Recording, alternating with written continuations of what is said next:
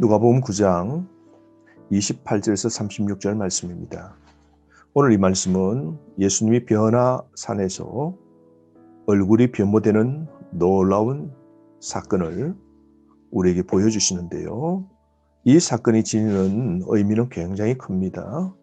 그것은 주님의 탄생과 십자가 순환 사이에 위치해 있으며, 이 사건은 예수님의 메시아 되심과 그의 현재 그리고 장차 그분이 입게 될 영광을 제시하고 있기 때문입니다.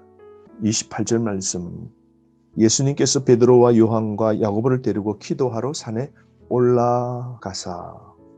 예수님은 중요한 일을 앞두고 늘 기도하십니다. 누가복음의 핵심은 제자도고요. 제자는 기도하는 사람이 되어야 되고, 기도의 본을 예수님이 보여주십니다. 중요한 사건을 앞두고 기도하셨고요. 오늘도 기도함으로 그 산에서 예수님은 놀라운 변모가 나타내고 하늘의 소리를 듣게 되는 것이죠.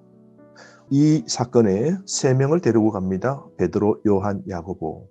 가만히 보면 예수님께서 이들을 편애하셨다라기보다도 앞으로 베드로와 요한과 야고보가 예수님이 죽으신 후에 감당해야 될 큰 사명이 있기 때문에 예수님께서 이들을 특별히 훈련시키고자 데리고 가셨음을 생각해 볼 수 있습니다. 29절, 기도하실 때에 예수님의 용모가 얼굴이 변화되고 그 옷이 휘어져 광채가 나게 됩니다. 영광으로 변화된 모습이죠. 예수님의 인성의 모습이 아닌 예수님의 신성의 모습을 보게 됩니다. 마치 모세가 구약시대의 시내산에서 하나님을 대면하고 하나님을 만나며 그 이후에 얼굴이 환하게 빛난 것처럼, 신약에 한 산이 있습니다. 이 변화산 꼭대기에 하나님께서 선지자 중에 선지자이신 예수님, 율법의 진정한 완성자이신 예수님, 모든 선지자들의 대표가 되시는 예수님, 그분이 영광스러운 신적 영광으로 변화되셔서 이 산 위에서 아름답게 변하신 겁니다. 예수님이 훨씬 위대하신 분이심을 보여주는데요. 그것은 30절 말씀, 문득 두 사람이 예수와 함께 말하니 이는 모세와 엘리야라. 예수님은 이 두 사람과 대화를 나누는데요.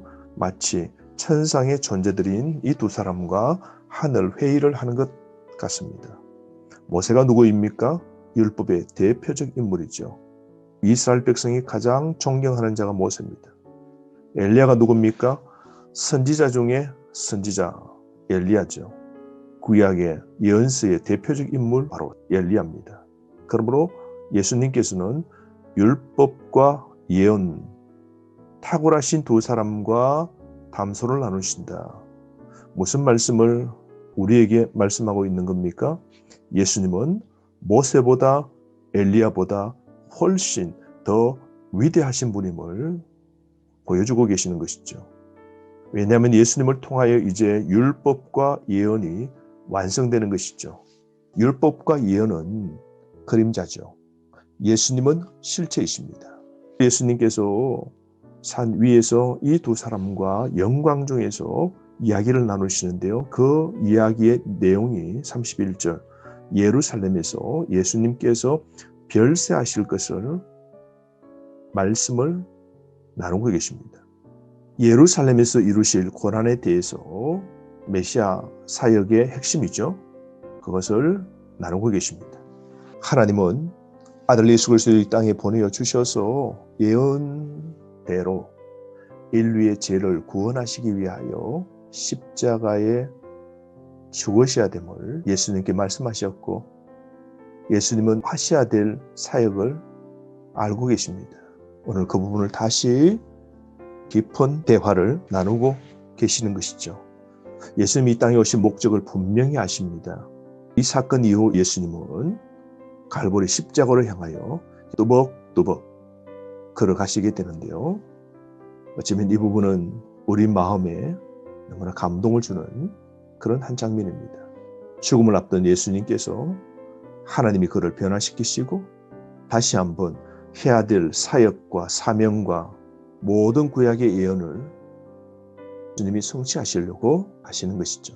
이런 놀라운 변화의 사건이 있는 동안 32절에 보면 제자들은 깊이 졸다가 깨어나서 예수님의 영광과 두 사람 보게 됩니다. 그럴 때 베드로가 이렇게 예수님께 말합니다. 33절 우리가 여기 있는 것이 좋사오니 우리가 초막 셋을 짓되 하나는 주를 위하여 하나는 모세를 위하여 하나는 엘리야를 위하여 그렇게 하겠다라고 그럽니다. 당장 보이는 이 놀라운 영광을 이곳에서 누리려고 그럽니다. 예수님을 이 변화산에 묶어두려고 하는 태도이죠. 땅으로 내려오려고 하지 않습니다. 갈보리로 가야 될 그 예수님을 어쩌면 막는 것이죠. 십자가를 지고 따르라는 말씀을 잊어버리는 겁니다. 여러분, 세상의 영광에 머물러서 십자가 삶을 외면하면 안 됩니다. 우리는 세상으로 내려가야 됩니다. 말씀과 은혜를 받고 세상 속에서 빛과 소금처럼 살아야 됩니다. 우리가 주일날 예배를 드리고 은혜를 받고 세상으로 내려가야 됩니다. 그리고 그 세상 속에서 하나님의 제자 그리고 주님이 주신 그 사명을 이루기 위하여 우리는 노력해야 되는 것이죠. 하나님을 만난 이 경험 후 세상에 사는 삶도 있어야 되는 겁니다. 여러분 깨어 삽시다. 그저 은혜에만 머물고 살면 안 됩니다. 우리끼리 성도끼리만 모여서 사는 것 아닙니다.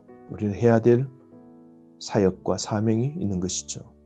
그러므로 보내신 가정을 복음화시키고 보내신 직장에서 빛과 소음으로 살아내야 되는 것이죠. 이런 놀라운 일을 경험한 그들은 너무너무 두렵기도 하고 감동을 받기도 하는 것이죠.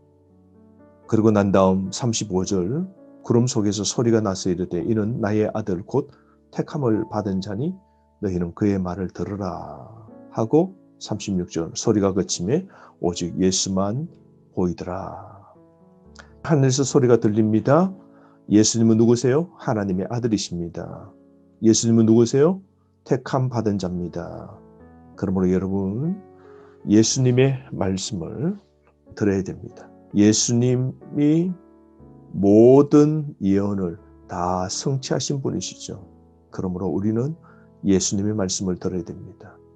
신명기 18장 15절에 이 부분이 예언되어 있는데요. 신명기의 그 예언이 오늘 이 변화산에서 이루어지는 겁니다.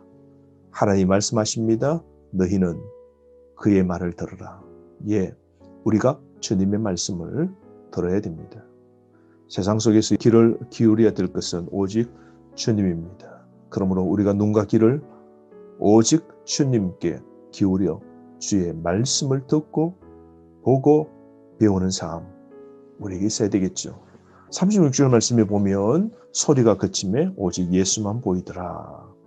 두 사람이 사라집니다. 모세도 사라지고 엘리야도 사라집니다. 깊은 뜻이 있습니다. 어쩌면 율법도 그리고 구약의 모든 예언도 이제 그리스도 앞에서 다 사라지는 것이죠. 여러분, 나는 사라지고 주님만 드러나게 하는 삶, 우리가 살아야 될 삶이지 않겠습니까? 내가 아니라 예수님만 나타나도록 해야 됩니다. 여기 보면 율법과 예언, 모세와 엘리야는 그림자입니다. 사라지고 오직 실체이신 그리스도만 드러나야 되는 겁니다. 오늘도 나를 드러나도록 하지 말고 주님만 드러나도록 힘쓰시다. 교회에서도 가정에서도 세상 속에서도 나를 통하여 오직 예수님만 보이도록 하는 것 꼭 필요합니다.